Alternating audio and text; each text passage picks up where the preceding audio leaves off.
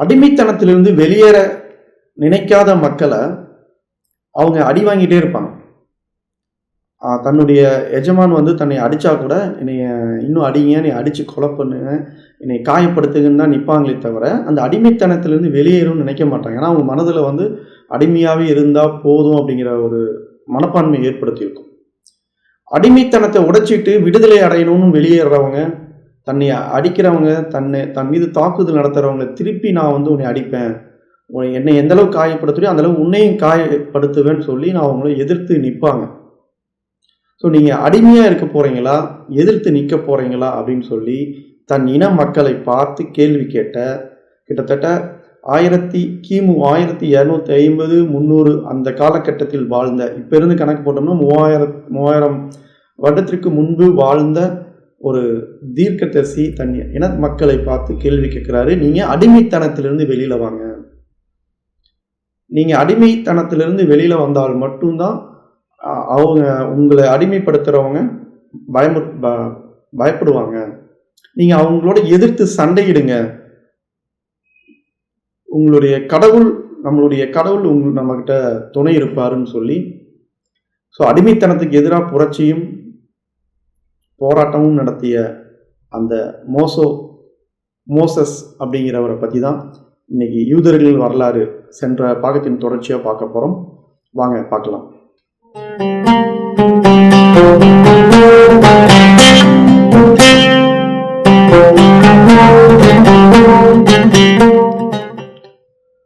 Abraham சந்ததியினர் வந்து எகிப்தை நோக்கி வராங்க.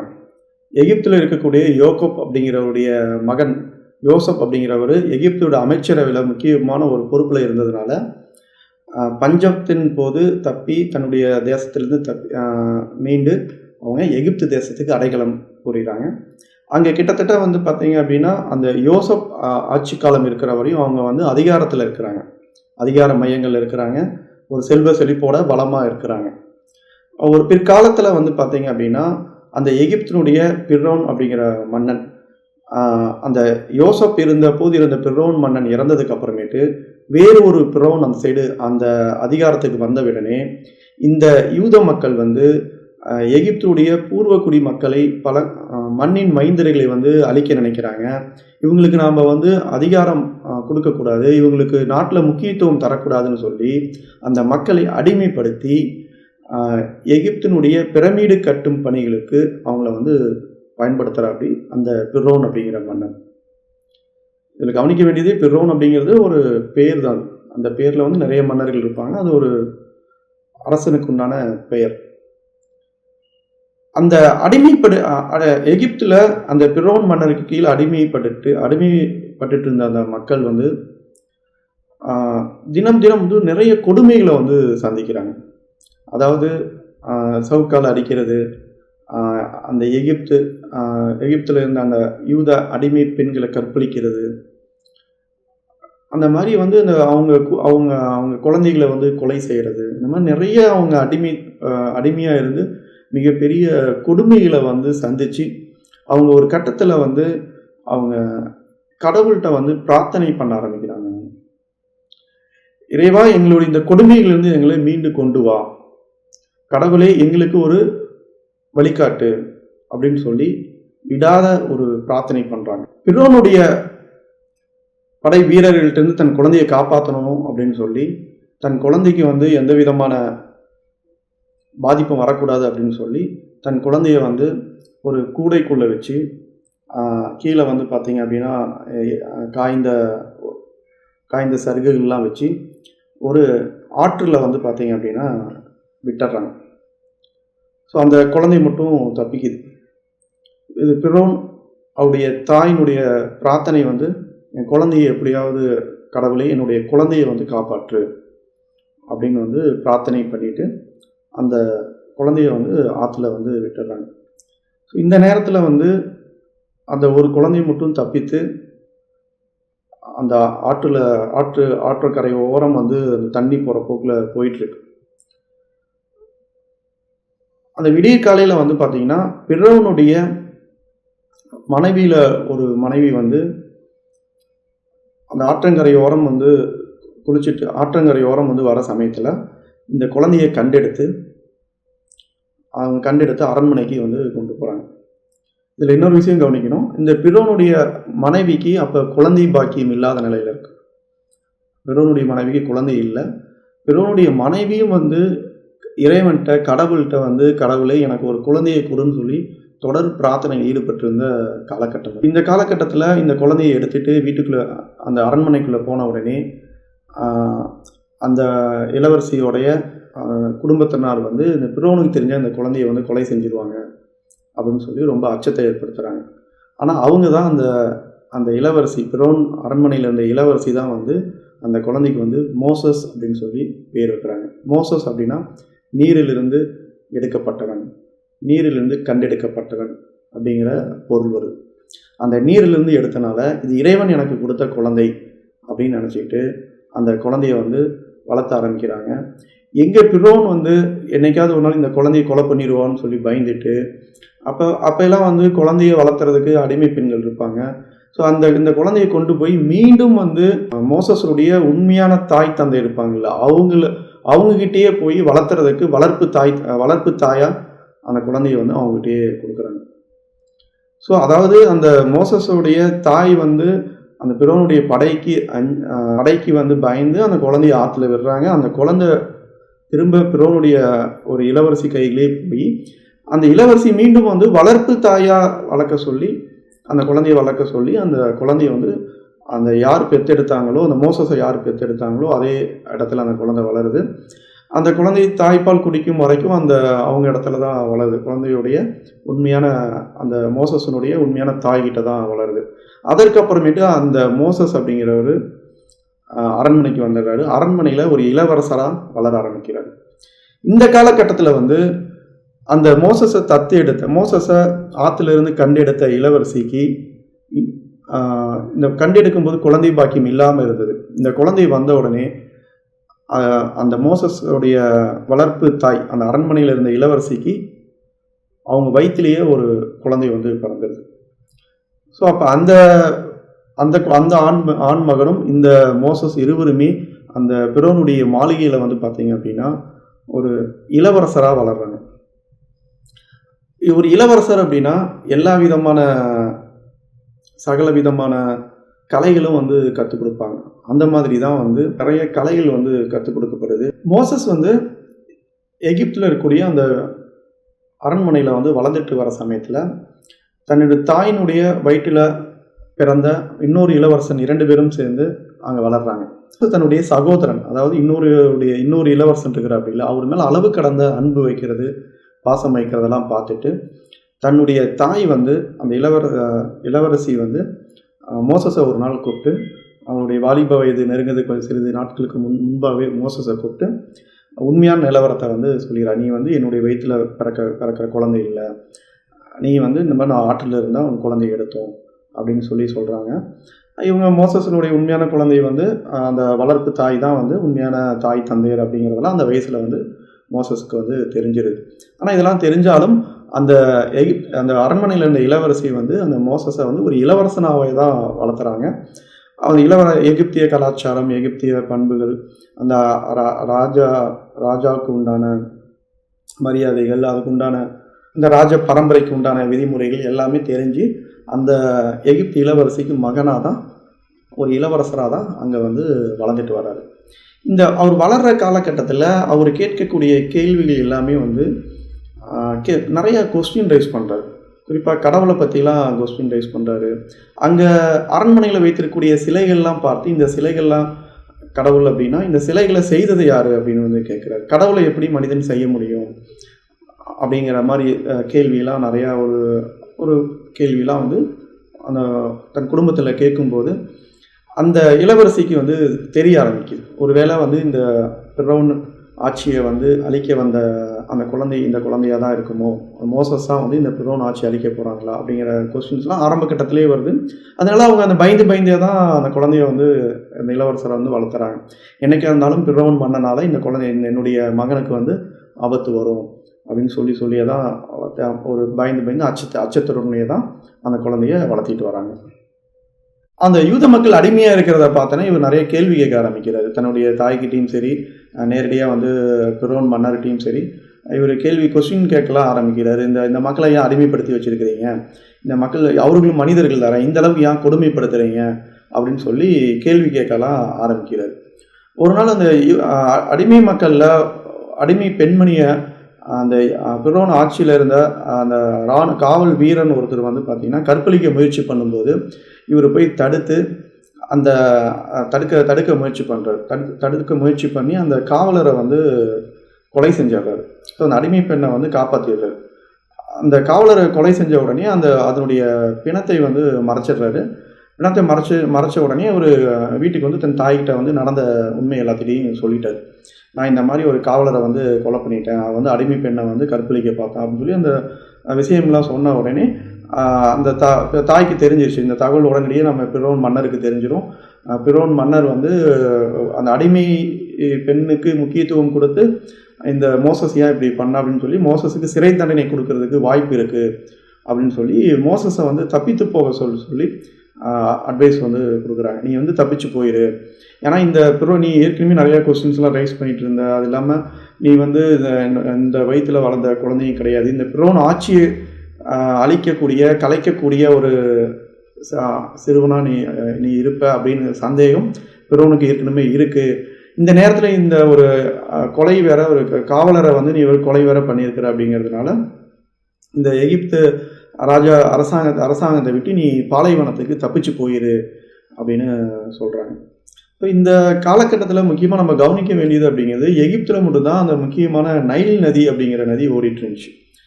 அதனால அந்த எகிப்து பிரதேசம் மட்டும்தான் செல்வ செழிப்போடு இருக்கும். எகிப்தை சுற்றி இருக்கக்கூடிய ஆதிவாசி மக்கள் வாழ்ந்துட்டு இருந்த, அந்த காட்டு கிராம மக்கள் வாழ்ந்துட்டு இருந்த கிராமங்கள்லாம் எல்லாமே பாலைவனமாக தான் இருக்கும். அங்கே வந்து பார்த்திங்கன்னா நல்ல ஒரு போதுமான அளவு தண்ணீர் வசதியோ அல்லது போதுமான அளவு உணவோ எதுவுமே கிடைக்காது. அப்போ இவர் இங்கிருந்து அங்கே தப்பிச்சு பாலைவனத்துக்கு போகணும் அப்படின்னா நீண்ட தூரம் நடைப்பயணம். இப்போ கிராமங்கள்லாம் பக்கத்தில் இருக்காது. இங்கே ஒரு கிராமம் இருக்கும், இங்கே வந்து கொஞ்சம் தூரம் நடந்து போயிட்டு இன்னொரு கிராமம் இருக்கும், அப்படிலாம் இருக்காது. ஸோ அந்த நைல் நதி, அந்த பிரோனுடைய அரண்மனை இருந்த அந்த இடம் மட்டும்தான் செல்வ செழிப்போடு இருக்கும். இப்போ இவர் தப்பிச்சு போகலான்னு முடிவு ஆனதுக்கு அப்புறமேட்டு அது நீண்ட தூர நடைப்பயணமாக தான் இருக்கும். தன் தாய்கிட்டேருந்து விடை பெற்றுட்டு அந்த பிரோன் தன்னை அரெஸ்ட் பண்ண வந்துடுவார், தன்னை வந்து கைது செய்ய முடிவு பண்ணிடுவார்னு சொல்லிட்டு அது உத்தரவும் வந்துருச்சு. கைது பண்ண சொல்லி தகவலும் வந்த உடனே தன்னுடைய தாய்கிட்டையும் தன்னுடைய தாய் மூலிமா பிறந்த இன்னொரு இளவரசர் இருக்கிறார்ல, அந்த இளவரசர்கிட்டையும் பேசிட்டு விலகி போகிறாங்க. 2 பேர் சேர்ந்து வழி அனுப்பி வைக்கிறாங்க. இவர் வந்து அந்த அரண்மனையை விட்டு வெளியே பாலைவனத்துக்கு போகிறார். இது பாலைவனத்தில் ஒரு நீண்ட நடைப்பயணத்துக்கு பிறகு அது ஒரு வாலிப வயசில் வந்து நடைப்பயணத்துக்கு வந்து ஒரு பாலைவனத்தில் போயிட்டுருக்கிறாரு. அங்கே வந்து ஒரு மீதியோன் அப்படிங்கிற ஒரு கிராமம், அந்த கிராமத்தில் இருக்கக்கூடிய ஆதி பழங்குடி மக்களை வந்து சந்திக்கிறார். அங்கே வந்து அந்த பழங்குடி மக்களை சந்தித்து அந்த இடத்துல வந்து பார்த்திங்கன்னா அந்த மக்களில் ஒரு சில பெண்மணிகள் வந்து கொள்ளைக்காரன்ட்டு காப்பாற்றுறாரு. அது மூலிமா அந்த நல்ல ஒரு அபிப்பிராயம் அவருக்கு வந்து அங்கே ஏற்படுது. இவர் வந்து அந்த குடும்பம், அந்த ஆதி பழங்குடி மக்களே சேர்ந்த ஒரு பெண்ணை வந்து திருமணம் செஞ்சுக்கிறாரு. கிட்டத்தட்ட வந்து ஒரு பழங்குடியாகவே மாறிடுறார், நாடோடி பழங்குடியாகவே மாறிடுறார். ஆடு மேய்க்கிறது தான் அவங்களுடைய வேலை. எங்கே வந்து எந்த பருவநிலையில் எந்த இடத்துல புற்கள் அதிகமாக வளருமோ அந்த இடத்துல போய் ஆடு மேய்க்கிறது தான் அது முக்கியமான வேலை. ஸோ அந்த இடத்துல தான் வந்து பார்த்தீங்க அப்படின்னா அந்த பெண்மணியை, அந்த ஆதி பழங்குடி பெண்மணியை மணந்தனால அந்த பெண்ணோட தந்தை தான் வந்து, அதாவது இவருடைய மாமனார் தான் அந்த ஒரு கைத்தடி ஒன்று தராரு. அந்த நம்ம மோசஸ் வந்து ஒரு கைத்தடி வச்சுருப்பாங்க. அந்த ஆடு மேய்க்கிறதுக்கெலாம் வந்து பார்த்திங்கன்னா அந்த காலத்தில் வந்து ஒரு கைத்தடி மாதிரி வச்சுருப்பாங்க. அந்த கைத்தடியை வந்து கொடுக்குறாங்க. இது ஒரு அடையாள மாற்றம். அந்த ஆதி பழங்குடி இனத்துக்கு ஆண் வாரிசு இல்லாதனால இது ஒரு மருமகனாக வந்து இது ஒரு அந்த இனத்துக்கே வந்து ஒரு முக்கிய பொறுப்பு கொடுக்குற மாதிரி தன்னுடைய மாமனார் வந்து மோசஸ்க்கு வந்து ஒரு கைத்தடியை கொடுக்குறாரு. ஸோ இப்படியே ஒரு காலம் வந்து போய்கிட்டே இருக்குது. இந்த சமயத்தில் வந்து இவருக்கு கடவுளுடைய சிந்தனைலாம் நான் யார், நம்ம எதுக்கு படைச்சிருக்கிறோம் அப்படிங்கிற கேள்விலாம் நிறைய வருது. இந்த பாலைவன வாழ்க்கையில் வந்து நிறைய கற்றுக்கிறாரு. இந்த பாலைவனத்தில் எப்படி சர்வைவல் ஆகணும், எந்த இடத்துல தண்ணி இருக்கும், எப்படி உணவை கலெக்ட் பண்ணணும், எப்படி புயல் வரப்போது நம்ம வந்து பாதுகாப்பாக இருக்கணும்னு சொல்லி அந்த பாலைவனத்தில் வாழும் அந்த அறிவை வந்து இந்த டைமில் தான் அவருக்கு கிடைக்கிது. ஸோ இந்த பாலைவனத்தில் அந்த சர்வைவல் ஆகக்கூடிய இந்த ஸ்கில் இருக்குல்ல, இதுதான் வந்து பார்த்திங்கன்னா பிற்காலத்தில் இவர் மீண்டும் வந்து எகிப்துக்கு போய் அந்த அடிமைகளை வந்து பார்த்திங்கன்னா விடுதலை செஞ்சு கூட்டிகிட்டு வரப்போது, பாலைவனத்துக்கு வரப்போது இவருடைய இந்த பாலைவன அறிவு தான் அந்த மக்களை வந்து காப்பாற்றுது. அது நம்ம பின்னால் வந்து நம்ம பார்ப்போம். ஸோ இப்போ இவங்க என்ன பண்ணுறாங்க, ஒரு மலை அடிவாரத்தில் வந்து ஆடு மேய்க்கிறதுக்கோசரம் வந்து ஒரு புதுசாக ஒரு இடத்துக்கு வந்து குடி வராங்க. அந்த இடத்துல கூடாரம் அமைச்சு அந்த மலை அடிவாரத்தில் ஆடு மேய்க்கும் பணியை வந்து தொடர்ந்து செஞ்சிட்ருக்கிறார். அந்த நேரத்தில் வந்து இந்த மலை மேலே இவர் மேலே ஏறும்போது முதல் முறையாக கடவுளினுடைய அந்த அசரீரி குரல், அந்த கடவுள் இவர்கிட்ட நேரடியாக பேசக்கூடிய சம்பவம் வந்து இப்போ தான் நடக்குது. கடவுள் வந்து இவர் பேரை சொல்கிறார், மோசஸ் அப்படின்னு சொல்லி ஒரு பேரை சொல்லி இவர் அழைக்கிறாரு. இவர் அழைச்சி இவர் வந்து நான் தான் வந்து கடவுள், நான் தான் இறைவன் வந்து பேசுகிறேன், உனக்கு எகிப்தில் அடிமையாக இருக்கக்கூடிய யூத மக்களை வந்து நீ மீட்டு கொண்டு வரணும். ஸோ இது அப்படின்னு வந்து சொல்கிறாரு. இவர் வந்து அதை உடனே ஏற்றுக்கல. அதை திரும்ப அது வந்து விளக்கம் என்னால் முடியாது, நான் ஒரு பலவீனமானவன், நான் பாலைவனத்தில் இருக்கிறவன், நான் எப்படி எகிப்துக்கு திரும்ப போக முடியும், நாங்கள் வேற வரைக்குமே ஒரு கொலை பண்ணிட்டு வேற திரும்ப வந்திருக்கிறேன் அப்படின்னு சொன்னவொடனே, இல்லை உனக்கு நான் துணையாக இருக்கிறேன் அப்படின்னு சொல்கிறாரு. உடனே அந்த நேரத்தில் தான் வந்து பார்த்தீங்கன்னா இவருக்கு ஒரு கேட்குற, நான் இதை போய் வெளியில் சொன்னால் மக்கள் நம்ப மாட்டாங்கல்ல, நான் வந்து இது கடவுள் என்கிட்ட பேசினான்னு சொன்னால் எப்படி நம்புவாங்கன்னு சொல்லப்போ தான் அந்த கடவுள் வந்து மோசஸ்க்கு ஒரு அதிசயம் நிகழ்த்தக்கூடிய ஒரு ஆற்றலை வந்து கொடுக்குறாரு. உன் கையில் இருக்கக்கூடிய அந்த கைப்பிடியை கீழே போடு அப்படின்னு சொல்கிறாரு. கீழே போட்டோடனே அது பாம்பாக மாறுது. அந்த பாம்பாக மாறினோடனே மீண்டும் அதை கையில் எடுக்க சொல்கிறாரு. எடுத்த உடனே மறுபடியும் குச்சியாக மாறுது. அது மட்டும் இல்லாமல் நீ திரும்ப எகிப்துக்கு போகும்போது உனக்கு துணையாக நான் இருப்பேன், உனக்கு அப்பப்போ நான் வழி காட்டுவேன், நீ எப்போல்லாம் என்கிட்ட பேசணும்னு நினைக்கிறியோ அப்போல்லாம் பேசலாம், உனக்கு இக்கட்டான சூழ்நிலை வரும்போது உனக்கு நான் வழி காட்டுறேன் அப்படின்னு சொல்லி கடவுள்கிட்டருந்து ஒரு உத்தரவாதம் கட்டளை வருது. அதை பின்பற்றிட்டு தன்னுடைய மனைவியை மட்டும் கூட்டிக்கிட்டு அந்த மீதியோன் தேசத்தில் இருந்தக்கூடிய அந்த ஆதி பழங்குடி மக்கள்கிட்டருந்து விடைபெறி தன் மனைவியை கூட்டிகிட்டு மீண்டும் வந்து எகிப்து தேசத்துக்கு போகிறார். இது ட்ராவல் பண்ணுறதுனா அது ரொம்ப நீண்ட தூர பயணமாக இருக்கும். அது வந்து நீண்ட தூர பயணமாக இருக்கும். அது ஒரு செத்து பிழைக்கிற மாதிரி தான். அந்த காலத்தில் பாலைவனத்தை ட்ராவல் பண்ணுறது அப்படிங்கிறது சாதாரண விஷயம் இல்லை. இவர் தன் மனைவியை கூப்பிட்டுக்கிட்டு 2 குழந்தைகள் இருக்குது அந்த மோசஸ்க்கு, அந்த 2 மகன்கள், அந்த மகன்களையும் கூப்பிட்டுக்கிட்டு மனைவியை கூப்பிட்டுக்கிட்டு எகிப்து தேசத்துக்கு போகிறாரு. போய் இந்த அரண்மனை வெளியில் வந்து தன்னுடைய தாயை, வளர்ப்பு இளவரசி தாயை வந்து சந்திக்கிறார். முதல்ல சந்தித்த உடனே அவங்க வந்து ஒடியாந்து மோசஸின் அருமை மகனே, நீ நல்லா இருக்கிறியா, நீ எப்படி இருக்கிறன்னு சொல்லி ரொம்ப வரவேற்று அவங்க தகவல் சொல்கிறாங்க. நீ இருந்தபோது இருந்த பிரோன், அதாவது நீ ஒரு காவலாளியை கொலை செஞ்சுட்டு வெளியில் போனல, அப்போ இருந்த பிரோன் வந்து இப்போ இல்லை, இப்போ வேற ஒரு பிரோன் வந்து மன்னராக வந்திருக்கிறாரு, அதனால உனக்கு எந்த விதமான உயிருக்கு ஆபத்தும் வராது, நீ வந்து என்னோட வந்து அரண்மனைக்கு வா அப்படின்னு சொல்லி கூப்பிட்றாரு. கூப்பிட்டோடனே தன்னுடைய அந்த வளர்ப்பு இளவரசிகிட்ட வந்து பார்த்தீங்கன்னா மறுக்கிறாரு.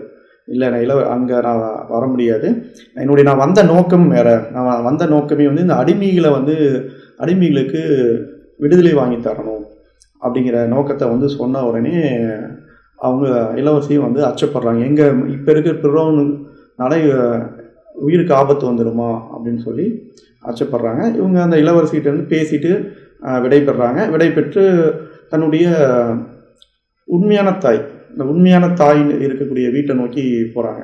அங்கே வீட்டை நோக்கி போனோடனே தாய் தந்தையெல்லாம் இறந்துடுறாங்க. அங்களுடைய சகோதரன் இருக்கிறாரு. சகோதரர் வந்து ஆரோன் சொல்லக்கூடிய ஒரு சகோதரர் இருக்கிறாரு.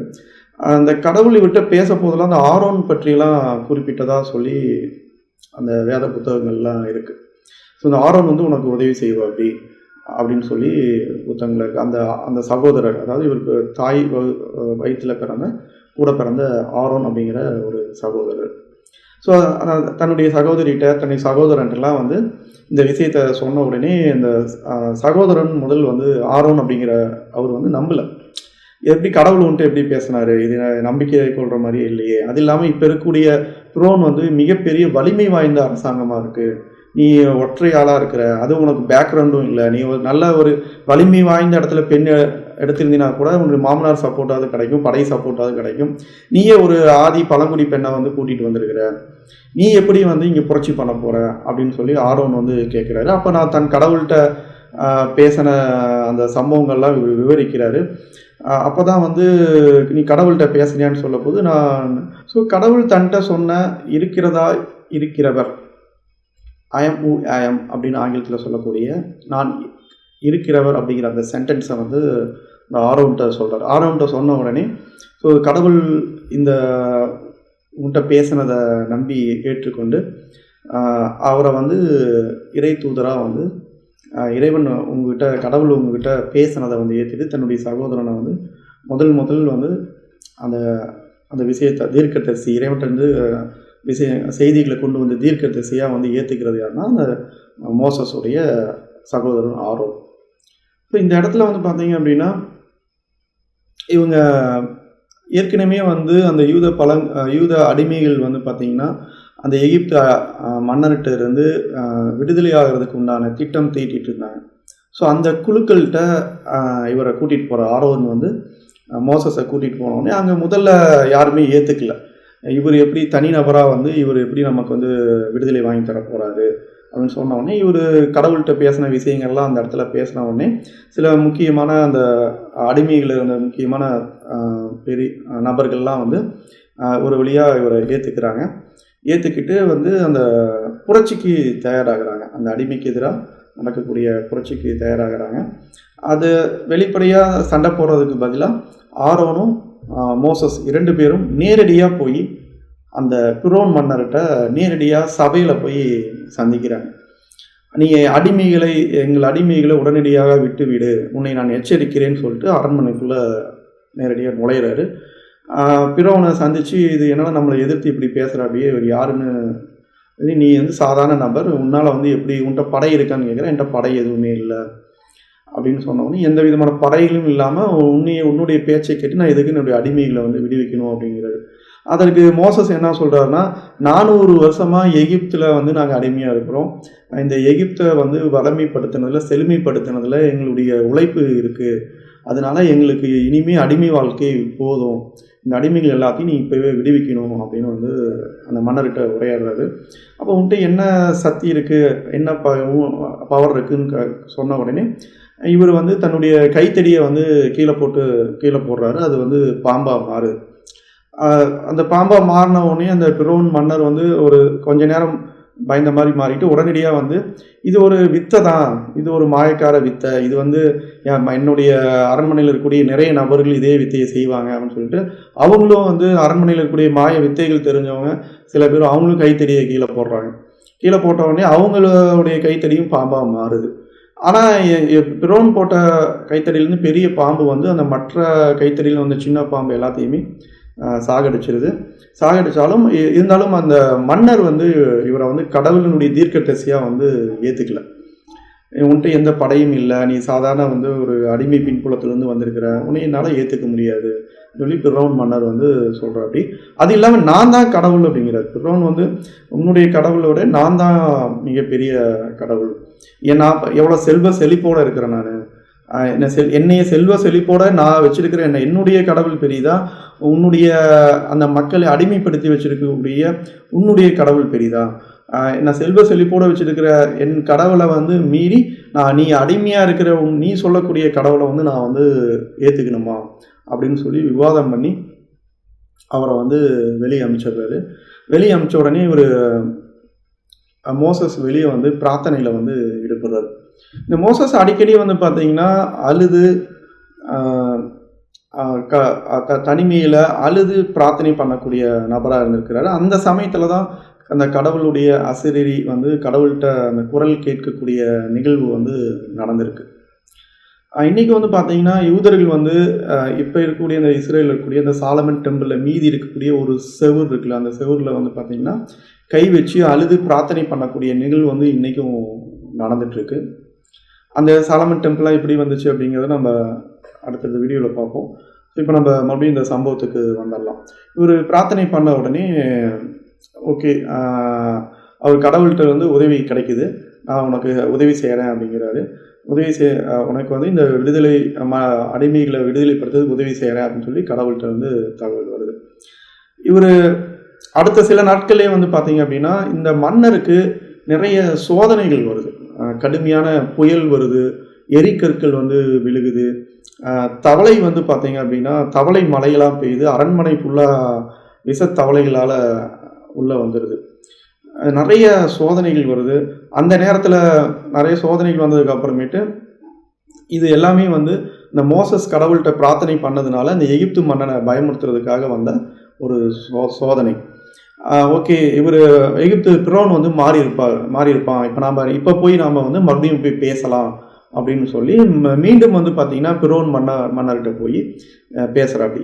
இந்த மாதிரி இந்த சோதனைகள்லாம் இன்னும் வந்து அதிகமான சோதனைகள் வரும், நீ உடனடியாக வந்து எங்களை விடுவித்துட்டுனா இந்த சோதனையிலேருந்து தப்பிக்கலாம் அப்படின்னு சொன்ன உடனே இந்த பிரோன் மன்னர் ஏற்றுக்காமல் மீண்டும் வந்து பார்த்தீங்கன்னா இனிமேல் நீ என்னுடைய உள்ளுக்குள்ளேயே வராது, அரண்மனைக்குள்ளேயே நீ வரக்கூடாது அப்படின்னு சொல்லி ஒரு ஃபைனலாக நீ வெளியே அமுச்சு விட்டுறாப்படி. இதுலேருந்து எப்படி நான் காப்பாற்றிக்கிறதுன்னு எனக்கு தெரியும் அப்படின்னு சொல்லிட்டு நீ வந்து ஒரு மாயாஜால வேலைகள் செய்கிற, நீ வந்து சதி வேலைகள் செஞ்சு எங்களை இப்படி பண்ணுற அப்படின்னு சொல்கிற. அப்படி இந்த மோசஸ் வந்து கடவுளுடைய தீர்க்கதரிசி அப்படின்னு சொல்லிட்டு பிரோன் அரசர் வந்து கடைசி வரையும் ஏற்றுக்கவே இல்லை. இவர் மீண்டும் வந்து கடவுள்கிட்ட பிரார்த்தனை பண்ணுறாரு. ஒரு நாள் இரவு வந்து அந்த கிராமங்கள் முழுவதும் ஒரு புழுதி விஷ கலந்த ஒரு காற்று மாதிரி வீசுது. அந்த நிறைய மக்கள் வந்து மரணம் அடைகிறாங்க. நிறைய பஞ்சம் அங்கே அந்த இடத்துல எகிப்து முழுவதும் பஞ்சம் வந்துடுது. நிறைய குழந்தைகள் வந்து இறக்குறாங்க. அதில் அந்த எகிப்து பிரோன் மன்னருடைய குழந்தையும் வந்து அந்த விஷம் கலந்த அந்த புழுதினால காற்றுனால அந்த பிரோன் மன்னருடைய குழந்தையும் வந்து இறக்க நேரிடுது. ஸோ அந்த நேரத்தில் வந்து பார்த்தீங்க அப்படின்னா மீண்டும் வந்து மோசஸ் வந்து பிரோன்கிட்ட கேட்குறாரு. அப்போ வந்து ஒரு பணிவாக கேட்கல, ஒரு உத்தரவு மாதிரி, நாங்கள் வெளியே போகிறோம், நாங்கள் இத்தனால எகிப்தை வந்து வலிமையாகவும் செழுமையாகவும் ஆக்கின அடிமைகள் நாங்கள் விடுதலை அடைய போகிறோம். அது மட்டும் இல்லாமல் நாங்கள் 400 வருஷமாக இங்கே அடிமைப்படுத்தி எங்களை வேலை வாங்கியிருக்கிறீங்க. அதனால் எங்களுக்கு தேவையான பயணத்துக்கு தேவையான தங்கம், வெள்ளி, பொற்காசுகள், உணவு எல்லாத்தையும் நீங்கள் தரணும் அப்படின்னு சொல்கிறாப்படி. அந்த பிரோன் மன்னர் வந்து தன் மகனை இழந்து ஒரு சோகமான இருக்கக்கூடிய அந்த காலகட்டத்தில் விட்டுறாப்படி. சரி, ஓகே, நீ வந்து போயிடு அப்படிங்கிறார். அது தங்கம்லாம் தர முடியாதுன்னு சொல்கிறாப்படி. இல்லை, நீ தந்து தான் ஆகணும், இல்லை நீ மறுபடியும் சோதனை வரும்னு சொன்ன உடனே எகிப்து மன்னர் வந்து பார்த்தீங்க அப்படின்னா அந்த தங்கம், வெள்ளி எல்லாமே நிறையா வந்து அரண்மனையிலேருந்து எடுத்துக்கிட்டு அந்த யூத அடிமைகள்கிட்ட போய் பேசி திட்டமிட்ட ஒரு நாள் ஒரு இரவு வந்து அவங்க தனக்கு தேவையான பாதுகாப்பு பயணத்திற்கு தேவையான உணவு, உடைகள், இந்த ஆடைகள்லாம் எடுத்துக்கிட்டு, தங்கம், அந்த உணவு தானிய பொருள்கள்லாம் எடுத்துகிட்டு அந்த எகிப்தை அந்த அரண்மனை கேட்டை விட்டு வெளியில் போகிறாங்க. முதல் முறையாக அந்த விடுதலை சுவாச காற்றை வந்து சுவாசிக்கிறாங்க. கிட்டத்தட்ட 400 வருஷமாக அடிமைப்படுத்திட்டு இருந்த அந்த மக்களை கூப்பிட்டுக்கிட்டு சுவாச காற்றை சுவாசிச்சுட்டு வெளியே கூட்டிகிட்டு போகிறாரு. அங்கே எல்லாம் ஒரு கொண்டாட்டமாக வருது. அது ஒரு பயணத்தை வந்து நீண்ட பயணத்தை நம்ம எங்கே போகிறாங்க அப்படின்னு சொல்லி தெரியாமல் முழுக்க வந்து அந்த மோசஸை நம்பி போகிறாங்க. ஆனால் நம்பி போகிறாங்களா அப்படின்னா இவங்க கூட இருந்த அந்த யூதர்கள் வந்து மோசஸை கேள்வி கேட்க ஆரம்பிச்சிடுறாங்க. அந்த வெளியில் வந்த உடனே இவர் எல்லாம் முடிஞ்சிருச்சு, நம்ம சந்தோஷமாக இருக்கலாம், நம்ம வந்து விடுதலையாக இருக்கலாம், சுதந்திர காற்றை அனுபவிக்கலாம் அப்படின்னு நினைக்க போது அந்த மக்கள் வந்து மோசஸை திரும்ப கேள்வி கேட்டுக்கிட்டே இருக்கிறாங்க.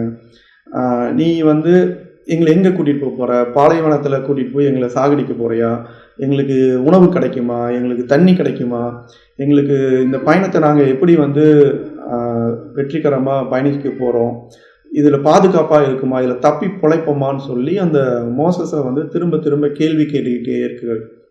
இதில் அவர் நிறைய மன உளைச்சல் வந்து ஆகிறார். நான் வந்து நீங்கள் அடிமையாக இருந்து உங்களை நான் விடுதலை வாங்கி தரணும்னு சொல்லி நான் போராடி அந்த எகிப்து மன்னருக்கு கடவுள் மூலியமா நிறைய சோதனைகளை கொடுத்து அந்த அத்தாட்சிகளை நீங்கள் பார்த்தீங்கல்ல, அப்பயும் வந்து ஏன் என் மேலே கொஸ்டின் கேட்குறீங்க, நம்பிக்கையோட வாங்க அப்படின்னு சொல்கிறாரு. இந்த மோசஸை எதிர்த்து அவன் மேலே நம்பிக்கை இல்லாமல் அந்த யூதர்கள் கேள்வி கேட்கறது வந்து பார்த்தீங்கன்னா அடுத்து வரக்கூடிய சில வருடங்கள் வந்து தொடர்ந்துகிட்டே தான் இருக்க போகுது. இன்னும் சொல்லப்போனால் மோசஸனுடைய மரணம் வரைக்கும் வந்து பார்த்தீங்கன்னா அந்த யூதர்கள் வந்து மோசஸை நம்புறதும் ஒரு குறிப்பிட்ட அதாவது தனக்கு நல்லது நடந்துச்சுன்னா நம்புறதும், கடினமான சூழ்நிலையில் அந்த மோசஸை வந்து திட்டுறது, இன்னும் சண்டையெல்லாம் நடக்க போகுது. அந்த மோசஸுக்கு எதிராக சண்டை, வன்முறையெல்லாம் நடக்க போகுது. ஸோ இது இப்படியே தான் காலம் வந்து கடந்து போகுது.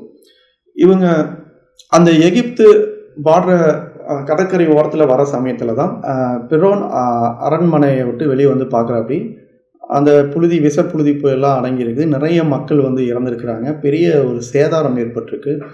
அதுக்கப்புறம் வந்து அந்த மோசஸ் மேலே கோபம் கொண்டு இவங்க அடிமைகள் எப்படி தப்பிச்சு போகலாம், இவங்களை வந்து நம்ம விடக்கூடாது அப்படின்னு சொல்லிட்டு படையை திரட்டிக்கிட்டு மறுபடியும் வந்து அந்த வெளியே போன யூத அடிமைகளை துரத்திக்கிட்டு ஒரு பெரும் படையை திரட்டிக்கிட்டு ஃபாலோ பண்ணுறது.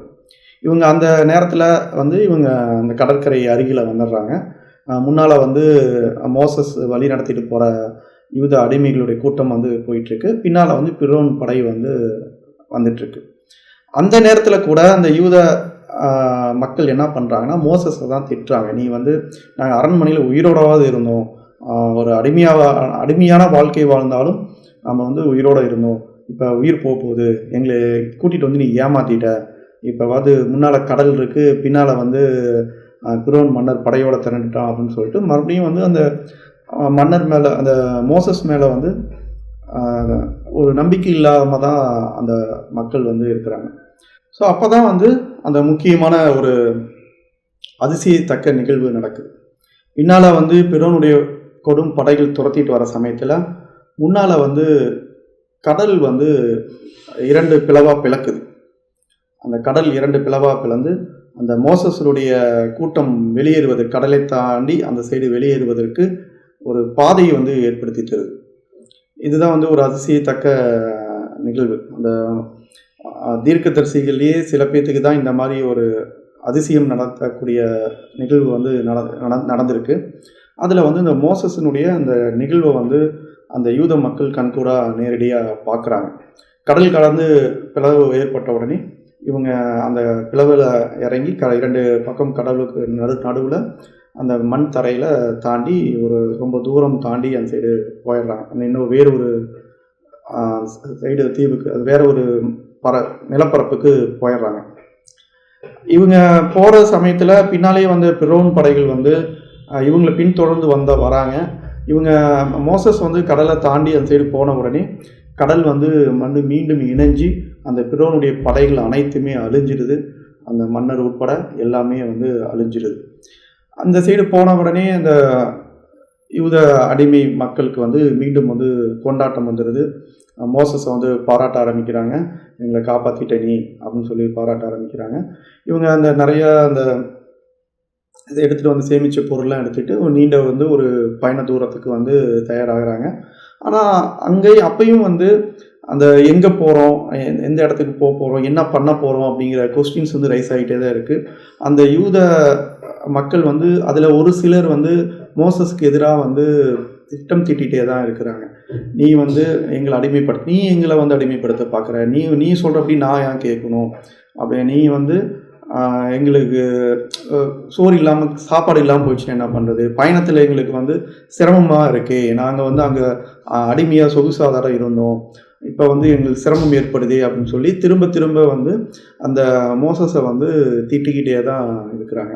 மோசஸ் மூலிமா கடவுளுடைய அத்தாட்சிகளை, கடவுளுடைய அதிசயங்களை நேரில் பார்த்த பிறகும் அந்த யூத மக்களுக்கு வந்து நம்பிக்கை வரல. அதாவது நல்லது நடந்தால் பாராட்டுறது, அதாவது சிரமங்கள் இருப்பதும் அவங்களுக்கு பொறுமையாக இருக்க தயாராக இல்லை. உடனடியாக வந்து மோசஸை திட்டுறது, மோசஸ் அந்த கடவுளை வந்து திட்டுறது, எனக்கு ஏன் இந்த சோதனை வருது, இந்த சோதனை வரக்கூடாது, நம்ம அப்படியே சௌகரியமாகவே இருக்கணும்னு அவங்க நினைக்கிறாங்க. இது வந்து மோசஸ்க்கு மிகப்பெரிய ஒரு மன உளைச்சலை ஏற்படுத்துது. ஏன்னா நம்ம வந்து இந்த மக்களுக்கோசரம் தானே நம்ம போராடணும். இந்த மக்களை விடுதலை வாங்கி தரணும் தானே நம்ம இவ்வளோ முயற்சி பண்ணோம். நம்ம ஆனா மீண்டும் வந்து இவங்கள திருப்திப்படுத்தவே முடியலையேன்னு சொல்லிட்டு, அந்த மக்களுக்கும் அந்த மோசஸுக்கும் இடையில வந்து பார்த்தீங்கன்னா, ஒரு அதிருப்தி மனநிலையிலே தான் அந்த பயணம் வந்து தொடங்குது. அந்த பயணத்தில வந்து பார்த்தீங்கன்னா, ஒரு சிறிய ஒரு எதிரிய சந்திக்கிறாங்க. அந்த ஒரு சின்ன ஒரு அரண்மனை இருக்கக்கூடிய, சின்ன ஒரு மலை மேல கோட்டை இருக்கக்கூடிய ராஜாக்கள் அந்த படை வந்து இவங்கள தாக்குறதுக்கு முயற்சி பண்ணுறாங்க. அந்த படை வந்து இவங்கள தாக்குறதுக்கு முயற்சி பண்ணி ஆண்களை கொலை செய்து பெண்களை அடிமைப்படுத்துறதுக்கான ஒரு திட்டம் இவங்களுக்கு முன்கூட்டியே தெரிஞ்ச உடனே இவர் என்ன பண்ணுறாரு, மோசஸ் வந்து தன் யூத மக்களுக்கு வந்து பயிற்சியை கொடுக்குறாரு, இராணுவ பயிற்சி வந்து கொடுக்குறாரு. அப்போ கூட அந்த இராணுவ பயிற்சி கொடுக்க போது கூட ஒரு யூதர் என்ன பண்ணுறாரு, உட்காந்துக்கிட்டு எந்த விதமான பயிற்சியுமே செய்யலை. அப்போ வந்து இவர் போய் கேட்குறாரு, நீ ஏன் வந்து எந்த பயிற்சியுமே பண்ணல, நீ பயிற்சி பண்ணினா தான் நம்ம எதிரிகிட்ட சண்டை போட முடியும் அப்படின்னு கேட்ட உடனே, நாம் வந்து எதிரிகிட்ட சண்டைக்கு போகிறது வந்து நம்ம கடவுள் நம்பிக்கை இல்லாத செயல், நம்ம கடவுளை நம்ப மாட்டோம், கடவுள் வந்து செய்கிற துரோகம் இது அப்படிங்கிறாரு. இவருக்கு ஒரே ஆச்சரியமாக இருக்குது, இது என்ன நம்ம இப்போ சண்டைக்கு நம்ம தற்காப்புக்கு நம்ம சண்டை போட்டு தரோம் ஆகும்னு சொன்னோடனே, இல்லை என்னை கடவுள் காப்பாற்றுவார் அப்படின்னு சொல்லி அந்த ஒரு யூதன் ஒருத்தன் வந்து பயிற்சி எடுக்காமல், போர் பயிற்சி எடுக்காமல் விவாதம் பண்ணுறான். நம்ம இப்போ நான் சண்டை போட்டால் கடவுளுக்கு துரோகம் பண்ணுற மாதிரி ஆயிரும், அதனால் சண்டை போட தேவையில்ல, கடவுள் என்னை வந்து காப்பாற்றுவார், நான் எந்த பயிற்சியும் செய்ய மாட்டேன் அப்படின்னு சொல்லப்போ தான் இவர் ஒரு உதாரணம் சொல்கிறார். அந்த நேரத்தில் தான் இந்த சிறப்பு மிக்க ஒரு உதாரணம். அதாவது ஒருவருடைய வீடு வந்து பார்த்தீங்க அப்படின்னா நீரில் மூழ்கிட்டு இருக்கு. அப்போ வந்து பார்த்தீங்கன்னா பக்கத்து வீட்டுக்காரன் வந்து சொல்கிறாங்க, ஊரே நீரில் மூழ்கிட்டு இருக்கு, எல்லாமே ஊரை விட்டு காலி பண்ணி போகிறாங்க.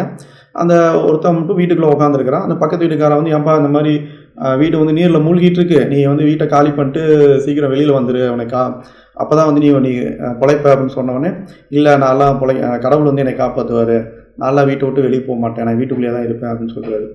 அதுக்கப்புறமேட்டு வந்து பார்த்திங்கன்னா அந்த ஊர் மக்கள்லாம் வந்து சொல்கிறாங்க, ஏன்பா இந்த மாதிரி ஊரே மூழ்கிட்டு இருக்கு, நீ இந்த வீட்டை விட்டு வெளியே வந்துரு, நீ பொழைச்சிக்கலாம், இல்லாட்டி நீரில் மூழ்கி நீ செத்து போயிடுவேன் அப்படின்னு சொன்னோடனே, அப்போயே இவர் வந்து நான் முடியாது, நான் வந்து இந்த வீட்டிலேயே தான் இருப்பேன், வெள்ளம் வந்து மூழ்கினாலும் கடவுள் என்னை காப்பாற்றுவார் அப்படின்னு சொல்கிறார்.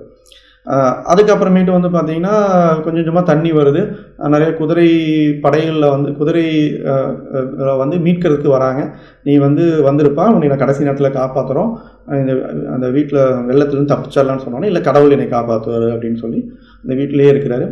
கடைசியில் வந்து வெள்ளம் வந்துடுது, வீடு மூழ்கிடுது, அவனும் செத்து போயிடுறாரு. அந்த செத்து போனவுடனே அந்த இறந்த பிறகு கடவுளில் போய் சந்திக்கிற வாய்ப்பு கிடைக்கிது. உன் மேலே நான் எவ்வளோ நம்பிக்கையாக இருந்தேன், நீ வந்து காப்பாற்றுவ அப்படின்னு நினச்சி நான் வீட்டுக்குள்ளேயே இருந்தேன், நீ என்னை வந்து காப்பாற்றலை அப்படின்னு கேட்குறதுக்கு கடவுள் திருப்பி சொல்கிறாராமா. என்ன சொல்கிறாரு, நான் எங்கே உன்னை காப்பாற்ற முயற்சி பண்ணேன், நீ தானே வரல அப்படின்னு சொன்னேன். நீ எப்போ காப்பாற்ற முயற்சி பண்ணேன்னா, பக்கத்து வீட்டுக்காரன் மூலிமா நான் வந்து உன்கிட்ட சொன்னேன், நீ வந்து வெள்ளம் வருது, நீ சீக்கிரம் மீண்டு தப்பிச்சு போயிருன்னு சொன்னேன், நீ கேட்கல. அப்புறம் ஒட்டுமொத்த ஊர் மக்கள் மூலிமா வந்து உன்கிட்ட நான் சொன்னேன், வெள்ளம் வருது, நீ வந்து தப்பிச்சு போயிருன்னு சொன்னேன், அப்பயும் கேட்கல. கடைசியாக வந்து அந்த குதிரையில் மீட்க வந்தவங்ககிட்ட மூலிமா சொன்னேன், அப்பயும் நீ கேட்கல அப்படின்னு சொல்லி அந்த ஒரு ஸ்டோரியை வந்து அந்த படை வீரன், அந்த பயிற்சி பெறாத அந்த யூத மக்கள்கிட்ட சொல்லுவார். சொன்ன உடனே சொல்லி நாம் வந்து முயற்சி பண்ணணும், கடவுள் நம்பிக்கையோட நம்ம தற்காத்துக்கு நம்ம வந்து முயற்சி பண்ணணும். இது வந்து ஒரு அடிமை மனப்பான்மையாக, நீ 400 வருஷமாக நீ அடிமையாக இருந்தனால நீ வந்து சண்டையிறதுக்கு பயந்துக்கிற, ஸோ நம்ம வந்து முயற்சி பண்ணணும், அதில் கடவுளுடைய அருள் கிடைக்கணும்னு தான் நம்ம பிரார்த்தனை பண்ணுமே தவிர எந்த விதமான முயற்சியும் பண்ணாமல் நம்ம அடியை வாங்கிட்டு அப்படியே அமைதியாக இருந்தோம் அப்படின்னா நீ ஒரு அடிமை மனப்பான்மையில் ஊறி போயிட்ட அப்படின்னு சொல்லுது. அந்த வீடியோ ஆரம்பத்தில் சொன்ன அந்த வார்த்தையெல்லாம் இப்போ தான் வருது. ஒரு அடிமை மனப்பான்மையில் ஊறி போனவன் அடிங்கன்னு தான் சொல்லுவான். வீரனை விடுதலை பெற விரும்புகிறவன் மட்டும்தான் திரும்ப வந்து அடிக்க முயற்சி பண்ணுவான் அப்படின்னு சொன்ன உடனே அந்த யூத பயிற்சி பெறாத அந்த இளைஞன் வந்து பார்த்தீங்க அப்படின்னா பயிற்சி பெற ஆரம்பிச்சிடறான். இவன் வந்து அந்த யூத மோசஸோடைய படையில் மிகப்பெரிய ஒரு வலிமை வாய்ந்தவனாக வரப்போகிறான். பின்னால் அந்த சிறு படையை வந்து எதிர்கொண்டு அது வெற்றி அடைஞ்சிடுறாங்க. அந்த பாலைவன கிராமங்கள் முழுவதும் அந்த மோசஸனுடைய பெயர் வந்து பரவுது, புகழும் வந்து பரவுது. இந்த புகழ் வந்து தன்னுடைய மனைவிக்கு வந்து கிடைக்கிது. இந்த மாதிரி பாலைவனத்தில் வந்து மோசஸ்னு ஒருத்தர் வந்து நிறைய கிராமங்களில் வெற்றி அடைஞ்சிட்டு வராரு. அவர் ஒரு படை வீரராக இருக்கிறாரு. எகிப்தில் இருந்து யூதர்களை வந்து அடிமையிலிருந்து மீட்டுட்டாரு அப்படிங்கிற தகவல் மனைவிக்கு வருது. அந்த மனைவி வந்து தன் தந்தையை அழைச்சிக்கிட்டு தன் குழந்தைகளை கூட்டிக்கிட்டு மோசஸோட குழந்தைகளை கூட்டிக்கிட்டு அந்த மோசஸை பார்க்கறதுக்கு வராரு. வந்த உடனே அங்கே தங்கியிருக்கிறாங்க. தங்கி இருந்துட்டு நான் இனிமேல் நிரந்தரமாக இங்கேயே உங்கூடையே தங்குறேன்னு சொல்லி மனைவி கேட்குறாங்க. அதுக்கு மோசஸ் இருந்துக்கிட்டு என்ன சொல்கிறேன் அப்படின்னா, நான் வந்து வாழ்க்கையில் துறவரம் வந்துட்டேன். நான் என்னுடைய வாழ்க்கையை முழுவதுமே இந்த யூத மக்களுக்காக தான் வாழ போகிறேன். இவங்களுக்கு ஒரு ஒரு நிலத்தை எப்பொழுதுமே வாழக்கூடிய நிரந்தர ஒரு நிலத்தை தேடி அவங்களுக்கு கொடுக்க போகிறேன் அப்படின்னு சொல்லி முழுக்க ஒரு துறவி மாதிரி பேச ஆரம்பிக்கிறார். பேச ஆரம்பித்த உடனே அவருடைய மனைவி வந்து கோபிச்சுக்கிட்டு, நீ வந்து கடவுள் வந்து யூத மக்களுக்கு உன்னை கொடுத்தாரு, ஆனால் என்கிட்டேருந்து உன்னை பிரிச்சுக்கிட்டாரு அப்படின்னு சொல்லிட்டு குழந்தைகளை கூப்பிட்டுட்டு மோசஸோட மனைவி எல்லாமே போயிடுறாங்க. இதற்கப்புறமேட்டு வந்து பார்த்திங்கன்னா இவர் மீண்டும் வந்து பயணம் ஆரம்பிக்குது. ஏன்னா அந்த பாலைவனத்தில் தானே தங்கியிருக்கிறாங்க. அங்கே வந்து ஒரு சில பருவநிலையில் வந்து உணவு கிடைக்கும், ஒரு சில நேரத்தில் கிடைக்காது. அப்போ நிரந்தரமான ஒரு இடத்த தேடி வந்து பயணிக்கிறாங்க. இது கிட்டத்தட்ட ஒரு 40 வருட ஒரு பயணமாக தான் இருக்குது. இந்த பயணத்தின் போது தான் வந்து தன்னுடைய மக்களுக்குள்ளேயே வந்து பார்த்திங்கன்னா கள்ள தொடர்பு வருது, கொலைகள் வருது, பொய் பேசுறது, திறறது, திருமணம் தாண்டி கள்ள உறவுகள்லாம் இந்த விஷயத்தில் வருது. இதெல்லாம் நினச்சி அவர் ரொம்ப அந்த அந்த பஞ்சாயத்து இவர்கிட்ட தான் வருது. இந்த மாதிரி என்னோடய பொருள் காணா போயிடுச்சு, நம்ம கூட இருக்கிறவங்க யாரோ எடுத்துட்டாங்க அப்படிங்கிற மாதிரி வருது. நிறைய ஒரு கொலை, முக்கியமாக ஒரு கொலை ஒன்று நடக்குது. ஒரு கள்ளக்காதல் மூலிமா அது ஒரு திருமணம் ஆன ஒரு பெண் வந்து வேறொரு திருமணமான ஆணோட உறவு கொண்டுகிட்டு தன் கணவனை வந்து கொலை செஞ்சிருவாங்க. அந்த அந்த அந்த பிணம் கண்டறியப்பட்டு அந்த கொலை யார் செஞ்சாங்க அப்படின்னு ஒரு விசாரணை நடத்த போது தான் அது உண்மை தெரிய வருது. அப்போ இவர் நினைக்கிறார், ஏன்னா நான் வந்து கடவுள்கிட்ட பேசிகிட்டு இருக்கிறேன், நான் கடவுளுடைய தீர்க்கதரிசி, கடவுளுடைய அத்தாட்சிகள் அதிசயங்கள்லாம் இந்த மக்கள் என்கிட்ட பார்த்துட்டாங்க. அப்போவும் வந்து இவங்க வந்து ஏன் ஒரு ஒழுக்கமான வாழ்க்கையை வந்து வாழ முடியல, ஒரு நீதியான நேர்மையான வாழ்க்கையை வந்து வாழ முடியல, அப்போ இவங்களுக்கு ஏதோ ஒரு குறைகள் இருக்குது அப்படின்னு சொல்லி கடவுள்கிட்ட வந்து அழுது ப்ரேயர் பண்ண இவர் என்ன பண்ணுறாரு அப்படின்னா, கடவுள்கிட்ட கேட்டுக்கிட்டே இருக்கிறார், எனக்கு நிரந்தரமாக ஒரு வழிகாட்டு அப்படின்னு சொல்லி சொல்கிறாரு. அப்போ வந்து கடவுள் வந்து அழைக்கிறார், நீ வந்து என்கிட்ட நேரடியாவா உன்கிட்ட அப்படின்னு சொல்லி கடவுள் வந்து நேரடியாக அழைக்கிறாரு. அப்போ இவர் என்ன பண்ணுறாரு, தன்னுடைய சகோதரன் ஆரோன்கிட்ட வந்து இந்த மாதிரி கடவுளை சந்திக்க போகிறேன், இந்த பிரச்சனைகளுக்கெல்லாம் தீர்வு தரக்கூடிய ஒரு ஆலோசனை கடவுள்கிட்ட கேட்க போகிறேன் அப்படின்னு சொல்லிட்டு, அதுவரை நீங்கள் வந்து ஒரே கடவுளை வணங்கிட்டு இருங்க, ஒரு சிலை வழிபாட்டுக்கு திரும்பிடாதீங்க, பல கடவுளை வணங்கக்கூடிய அந்த சிலை வழிபாட்டுக்கு திரும்பிடாதீங்கன்னு சொல்லிட்டு ஒரு கடவுள்கிட்ட போகிறாரு. கடவுள்கிட்ட போயிட்டு அந்த பாறையில் எழுத்துக்கள் பொதிஞ்ச அந்த படம் ஒன்று வரும் பாருங்க, கூகுள்லாம் நிறைய கிடைக்கும். அந்த பாறைகள் ஒப்பந்தம், அது முக்கியமான விதிமுறைகள், ஒரு யூத மதம்னா எப்படி இருக்குன்னு சொல்லிட்டு அந்த கட்டளைகள்லாம் வாங்கிட்டு திரும்ப வராரு. திரும்ப வரப்போது இவங்க என்ன பண்ணியிருக்கிறாங்க அப்படின்னா, திரும்ப ஒரு காளை மாட்டை வந்து சிலை மாதிரி செஞ்சு அதை வணங்க ஆரம்பிச்சிடுறாங்க. இந்த ஒரே இறைவனை தானே நீங்கள் வணங்கிட்டு இருந்தீங்க, பழையபடி சிலையை வணங்கிட்டு இருக்கிறீங்களே, அப்போ இந்த எகிப்தில் இருந்த மக்களுக்கும் மற்ற மக்களுக்கும் உங்களுக்கு என்ன வித்தியாசம் இருக்குது, ஏன் இப்படி பண்ணீங்க அப்படின்னு சொல்லிட்டு அந்த நேரத்தில் வந்து அந்த யூத மக்கள் வந்து 2 பிரிவாக பிரிஞ்சிடுறாங்க. ஒரு பிரிவு வந்து மோசஸ்க்கு ஆதரவான ஒரு பிரிவும், இன்னொருத்தருக்கு வந்து மோசஸ்க்கு எதிரான அந்த சிலை வணக்கத்தை வழிபட்ட 2 பிரிவாக பிரிஞ்சிடுறாங்க. 2க்குள்ளே நிறையா மோதல்கள் நடக்குது. மோதல்கள் நடந்து அதில் நிறையா உயிரிழப்புகள் ஏற்படுது. அதற்கப்புறமேட்டு இந்த மோசஸ் மட்டும் தப்பி பிழைக்கிறாரு. அதை சார்ந்தவங்க நிறைய பேர் தப்பி பிழைச்சி மீண்டும் அவங்ககிட்ட ஒரு உறுதிமொழி வாங்குறாரு, நீங்கள் வந்து மீண்டும் வந்து ஒரே இறைவனை வணங்குவீங்களா, நீங்கள் வந்து மீண்டும் வந்து சிலை வழிபாட்டுக்கு போகாமல் இருப்பீங்களா, நீதியுடன் நேர்மையுடன் தவறான எண்ணம் இல்லாமல், தவறான தொடர்பு இல்லாமல், திருட்டு இல்லாமல், கொலைகள் இல்லாமல் ஒரு வாழ்க்கையை வாழ்வீங்களா அப்படின்னு சொல்லி உத்தரவாதம் வாங்குறாரு. நம்ம இனிமேல் நாங்கள் ஒழுக்கமாக இருப்போம்னு சொல்லிட்டு மீண்டும் வந்து பார்த்திங்கன்னா கடவுள்கிட்ட போகிறாரு. கடவுள்கிட்ட போய் ஃபைனலாக வந்து அந்த மக்கள் வாழ்வதற்கான வழிமுறைகள், விதிமுறைகள் அடங்கிய ஒரு கட்டளைகளை வந்து வாங்குறாரு. ஸோ அதான் 10 கமாண்ட்ஸ் அப்படின்னு சொல்கிறது. அதாவது 10 கமாண்ட்ஸ் அப்படின்னா அது ஒரு 10 கட்டளைகள் இல்லை, கிட்டத்தட்ட அது நிறையா 500க்கு 600 விதிமுறைகள் பக்கம் வாழ்வியல் முறைகள் வருது. பொய் சொல்லாத, அடுத்த மனைவியை வந்து பார்க்கக்கூடாது, திருமணத்தை தாண்டி வேறு விதமான உறவுகள் இருக்கக்கூடாது, கொலை செய்யக்கூடாது, தன்னுடைய மக்கள்கிட்ட மேல் அன்பாக இருக்கணும், சக மனிதனை வந்து நேசிக்கணும் அப்படிங்கிற விதிமுறைகள்லாம் அவர் வந்து சொல்கிறார்.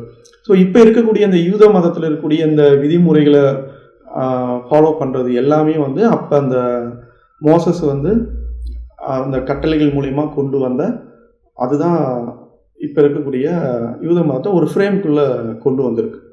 ஸோ இதுக்கு முன்னால் அந்த ஆபிரகாம் பீரியட்லேருந்து மோசஸ் பீரியடுக்குள்ளே இருந்ததெல்லாம் வந்து ஒரு ஜஸ்ட் ஒரு ஃப்ரேம்குள்ளே இல்லை. அவங்க இப்போ தான் வந்து ஒரு ஸ்டாண்டர்டான ஒரு ஃப்ரேம்குள்ளே வராங்க. அவங்க இது எல்லாமே வந்ததுக்கு அப்புறமேட்டு மீண்டும் வந்து அந்த பயணத்தை அந்த தொடங்கி அவங்க அந்த கானான் தேசம் சொல்லக்கூடிய தன்னுடைய நிரந்தரமாக தங்கும் இடத்தை நோக்கி நகர்ந்து அங்கே போயிடுறாங்க. அந்த கிட்டத்தட்ட 40 வருஷம் அந்த ட்ராவல் பயணம், அந்த கடல் பிளந்து அந்த பாலைவனத்தில் ட்ராவல் பண்ணுறது, அந்த இறைவன்ட்ட 2 தடவை அந்த ஒப்பந்தம்லாம் வாங்குறது. முதல் தடவை ஒப்பந்தம் வாங்கி வரப்போ தான் சண்டை வந்துடுது. 2வது தடவை அந்த ஒப்பந்தம் வாங்கிட்டு வந்து மீண்டும் பயணத்தை தொடங்கி கிட்டத்தட்ட வந்து அந்த இவங்க எங்கே வந்து சேரணுமோ அந்த கானான் தேசத்துக்கு வந்து சேர அந்த பார்டரில் வந்து அந்த இடத்த பார்க்குறாரு. இடத்த பார்க்கும்போது மோசஸ் வந்து மரணம் அடைஞ்சிருக்காரு. ஸோ மரணம் அடைஞ்சு அந்த மக்கள் தான் அந்த இடத்துக்குள்ளே போகிறாங்க. ஓகேங்களா? ஸோ இனிமே வந்து பார்த்தீங்கன்னா அடுத்து வந்து என்ன நடக்க போகுது அப்படிங்கிறதெல்லாம் அடுத்தடுத்த வீடியோவில் பார்க்கலாம். குறிப்பாக வந்து இந்த உலகப்போரில் 2ஆம் உலகப் போரில் 3ஆம் உலகப் போரில் இதனுடைய பங்களிப்பு எப்படி இருந்துச்சு, எல்லா நாட்டிலையுமே போரிட்டாலும் அந்த எல்லா நாட்டு சார்பாகவும் சில முக்கியமான அந்த யூதர்கள் வந்து அதிக உயிரிழப்பு இருக்கிற மாதிரி டேட்டா இருக்குது. இதெல்லாம் எப்படி சாத்தியமாச்சு, எல்லா நாட்டு தலைமைகளையும் இவங்க முக்கிய பொறுப்புக்கு எப்படி போனாங்க அப்படிங்கிறதெல்லாம் ஸோ அடுத்தடுத்து விளக்கமாக பார்க்கலாம். ஸோ இந்த வீடியோ எப்படி இருந்துச்சு அப்படின்னு சொல்லி உங்களுடைய கமெண்ட்ஸு சொல்லுங்கள். அந்த மோசஸ் அப்படிங்கிற ப்ரோனவுன்ஸ்லாம் கொஞ்சம் மாறி இருக்கும். நான் ஏதோ ஒரு ஸ்டாண்டர்டான ஒரே ப்ரோனவுன்ஸ் தான் சொல்லியிருப்பேன். இதில் இஸ்லாத்தில் இருக்கக்கூடிய குரானில் வந்து இந்த வரலாறு எல்லாமே முழுவதுமாக இருக்குது. பட் நான் அதை எதுவுமே இங்கே மென்ஷன் பண்ணல. நான் அந்த பைபிள் இருக்கக்கூடியும் அந்த யூத புத்தகங்கள் இருக்கக்கூடிய வரலாறு மட்டும் தான் நான் வந்து மென்ஷன் பண்ணிட்டு வந்துட்டுருக்கிறேன். ஸோ இதனுடைய தொடர்ச்சி, அதாவது மோசேக்கு அப்புறமேட்டு யூத மதம் எப்படி வளருது, அதற்கு அப்புறமேட்டு அங்கே நடந்த முக்கியமான தொடர் நிகழ்வுகள்லாம் அடுத்த வீடியோவில் பார்க்கலாம். நன்றி.